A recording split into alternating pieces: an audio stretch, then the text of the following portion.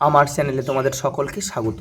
আজ আমরা ক্লাস 7-এর রায় মার্টিন প্রশ্নবিচিত্রা থেকে ভূগোলের দ্বিতীয় পর্যায়ক্রমিক মূল্যায়নের 6 নম্বর স্কুল সলভ করব।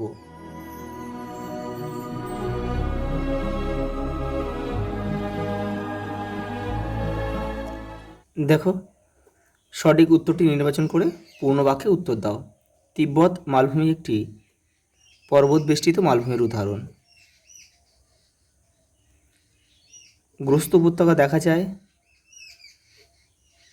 স্তূপ পর্বতে। বদ্বীপ গঠিত হয় নিম্ন গতিতে। মাটিতে বাতাস থেকে 25%। একটি আগ্নেয় শিলা হলো গ্রানাইট। পরেরটা দেখো, সাহারা মরুভূমির শুষ্ক নদীখাতকে ওয়াদি বলে। ব্লু ও হোয়াইট নীলের সংযোগস্থলে অবস্থিত শহরটি হলো খার্তুম। পরেরটা দেখো, ভিক্টোরিয়া জলপ্রপাত রয়েছে জামবেজি নদীতে। আফ্রিকার সর্বোচ্চ পর্বতশৃঙ্গ হলো মাউন্ট কিলিমাঞ্জারো। অপশান বি আমাদের সঠিক উত্তর। পরেরটা দেখো, আফ্রিকার নাতিশীতোষ্ণ তৃণভূমি ভেল্ট নামে পরিচিত, আর আফ্রিকার ক্রান্তীয় তৃণভূমি কিন্তু সাভানা নামে পরিচিত। এটা হচ্ছে ক্রান্তীয় তৃণভূমি।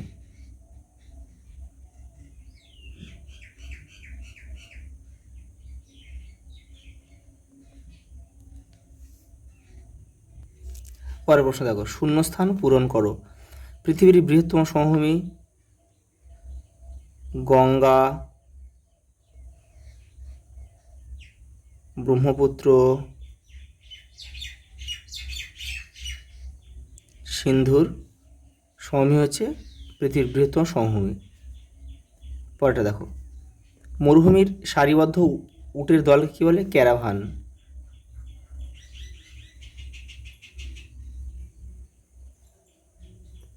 তো মালভূমিকে টেবিল ল্যান্ড বলে।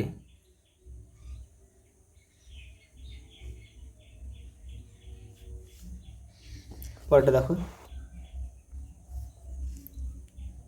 এটা হবে, দেখো কোন মাটির দানাগুলোর মধ্যে ফাঁক বেশি?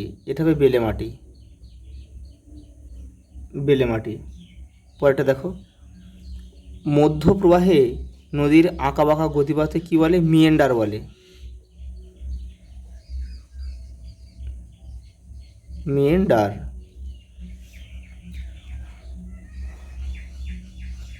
তারপরে প্রশ্ন দেখো, পৃথিবীর ছাদ কাকে বলে? পামির মালভূমিকে। পামির মালভূমিকে পৃথিবীর ছাদ বলে। যে নদীতে সারা বছর জল থাকে তাকে কি বলে? নিত্যবহ নদী বলে। নিত্যবহ নদী। অ্যাটলাস পর্বতমালার সর্বোচ্চ শৃঙ্গের নাম কি? মাউন্ট তৌবকল।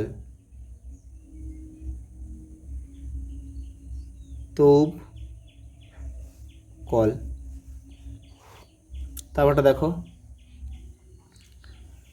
ভূমধ্যসাগরের চাবিকাঠি কাকে বলে? জিব্রাল্টার প্রণালীকে। জিব্রাল্টার প্রণালী।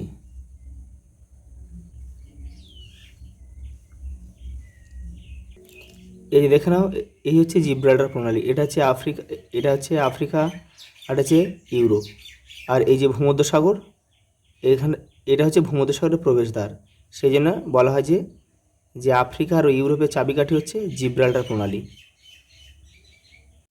পরের প্রশ্ন দেখো, পৃথিবীর দীর্ঘতম খাল কোনটি? চীনের গ্র্যান্ড ক্যানেল। এই খালের দৈর্ঘ্য কিন্তু প্রায় 1700 কিলোমিটারেরও বেশি। পরেরটা দেখো, ব্যবচ্ছিন্ন মালভূমি কাকে বলে? তোমাদের বইয়ের 41 নম্বর পেজে রয়েছে, দেখো। এই যে নদী উপত্যকা দ্বারা বিচ্ছিন্ন মালভূমি হলো ব্যবচ্ছিন্ন মালভূমি। এই যেমন ছোটনাগপুর মালভূমি এই পর্যন্ত লিখতে হবে। পরের প্রশ্ন দেখো, জলবিভাজিকা কি? তোমাদের বইয়ের 49 নম্বর পেজে রয়েছে। এই বৃষ্টির জল ভূমির ঢাল বরাবর বিভিন্ন দিকে বয়ে যায়, অর্থাৎ কোনো পাহাড়ের চূড়ার অংশটা বৃষ্টির জলকে বিভিন্ন দিকে ভাগ করে বা বিভাজন করে, তাই একে জলবিভাজিকা বলে। পরের প্রশ্ন দেখো, বহুমুখী নদী পরিকল্পনা কাকে বলে? দেখো 115 নম্বর পেজে রয়েছে তোমাদের বইয়ের 114। দেখো, যখন বহু উদ্দেশ্যকে সামনে রেখে নদীতে বাঁধ তৈরি করা হয় তখন তাকে বহুমুখী নদী পরিকল্পনা বলা হয়। এই উদ্দেশ্যটা কিন্তু দিতে হবে। এই যে পর্যটন, জলসেচ, বন্যা নিয়ন্ত্রণ, জলবিদ্যুৎ উৎপাদন, জল পরিবহন আর মাছ চাষ। মালভূমিকে টেবিল ল্যান্ড বলা হয় কেন? দেখো 40 নম্বর পেজে রয়েছে। এই যে এখান থেকে তোমাদের লিখতে হবে যে মালভূমি অনেকটা টেবিলের মতো, এটা বাদ দেবে। উপরটা টেবিলের মতোই প্রায় সমতল হলেও ধারগুলো টেবিলের পায়ার মতোই ঢালু এবং খাড়া, এই জন্য মালভূমিকে টেবিল ল্যান্ড বলে। পরের প্রশ্ন দেখো, আফ্রিকাকে অন্ধকারাচ্ছন্ন মহাদেশ বলা হয় কেন? 102 নম্বর পেজে দেখো।